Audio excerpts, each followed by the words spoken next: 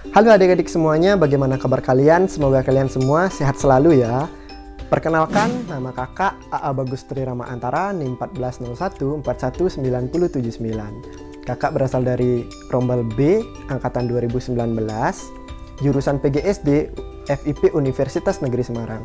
Pada kesempatan kali ini, kakak akan membuatkan video pembelajaran untuk memenuhi tugas mata kuliah e-learning yang diampu oleh Bapak Farid Ahmadi, Eskom, Mkom, PhD. Adapun pembelajaran yang kakak ambil yaitu pada kelas 5 dengan tema 8 lingkungan sahabat kita, subtema 1 manusia dan lingkungan, pembelajaran kedua. Dengan tujuan pembelajaran yang pertama melalui kegiatan menyanyi, siswa mampu mengidentifikasi berbagai tangga nada dengan benar. Yang kedua melalui kegiatan pengamatan, siswa mampu menjelaskan terjadinya siklus air dengan baik. Indikator pembelajaran yang pertama menyanyikan sebuah lagu sesuai dengan tangga nada yang tepat. Yang kedua menyajikan skema siklus air berdasarkan informasi dan sumber yang tepat. Adapun muatan pembelajaran yang akan kakak bawakan yaitu SBDP dan IPA. Nah, selanjutnya kita akan masuk ke pembelajaran. Yang pertama kita akan nyanyi dulu ya, biar asik. Nyanyian yang kita akan nyanyikan berjudul Air Terjun. Yuk kita menyanyi.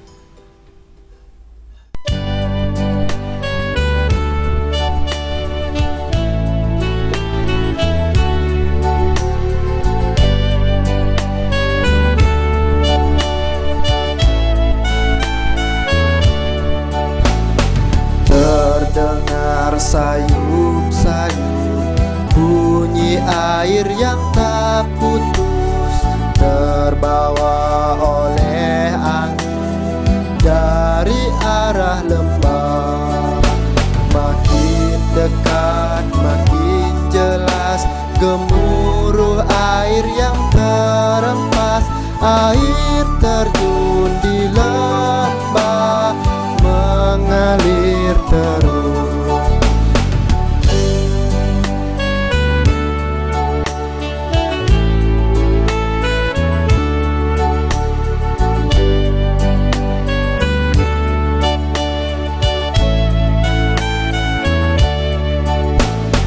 Terdengar sayup-sayup bunyi air yang tak putus, terbawa oleh angin dari arah lembah.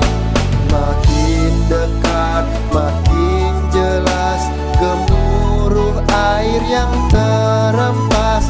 Air terjun di lembah mengalir terus.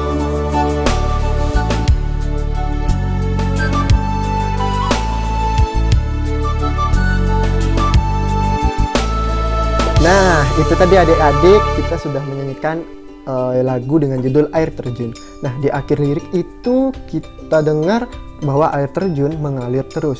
Nah, kok bisa ya air terjun itu mengalir terus? Pernah nggak kalian berpikir kenapa air terjun bisa mengalir terus? Apakah ada yang mengisi atau bagaimana? Tidak hanya air terjun, bahkan air yang kita sering pakai untuk mandi, mencuci, cuci piring, kok tetap ada ya air itu tidak ada habisnya, berbeda dengan sumber daya alam lainnya. Kenapa ya? Mau tahu jawabannya? Jawabannya adalah karena adanya siklus air. Apa itu siklus air? Siklus air merupakan sirkulasi perputaran air secara terus-menerus dari bumi ke atmosfer, lalu kembali lagi ke bumi. Siklus air ini terjadi melalui proses penguapan, pengendapan, dan penggembunan. Nah, bagaimana sih sistematika terjadinya siklus air? Yang pertama itu air dari laut, danau ini akan menguap karena adanya panasnya matahari. Kejadian ini disebut dengan evaporasi. Tidak hanya air danau atau laut, air yang ada di tumbuhan juga akan menguap dari mulut daun. Kejadian ini disebut transpirasi. Air-air ini akan menguap membentuk awan di atmosfer. Awan-awan ini akan jatuh menjadi titik-titik air. Nah, kejadian ini disebut dengan kondensasi. Ketika awan ini jatuh ke permukaan bumi kembali dengan bentuk titik-titik air, maka kejadian ini disebut dengan presipitasi. Air yang jatuh ke permukaan bumi akan mengalir ke laut, dan ada yang sebagian akan masuk ke dalam tanah. Air yang meresap ke dalam tanah itu disebut infiltrasi. Akibat dari infiltrasi ini akan adanya air tanah. Air tanah adalah air yang secara alami masuk atau meresap ke dalam tanah. Nah, lalu air yang berada di atas tanah atau yang ada di permukaan disebut air permukaan. Air-air ini akan menguap lagi jika ada panas matahari. Akan menjadi kondensasi lagi, akan terjadinya presipitasi lagi, dan begitu seterusnya berputar seperti roda. Maka air di bumi terkesan tidak habis-habis, padahal jika kita simpulkan sebenarnya air atau jumlah air di bumi ini secara keseluruhan cenderung tetap, hanya wujud dan tempatnya yang berubah. Nah, jadi sekian pembelajaran yang bisa kakak bawakan. Jika ada kesalahan maupun kekurangan, kakak mohon maaf. Terima kasih dan selamat belajar.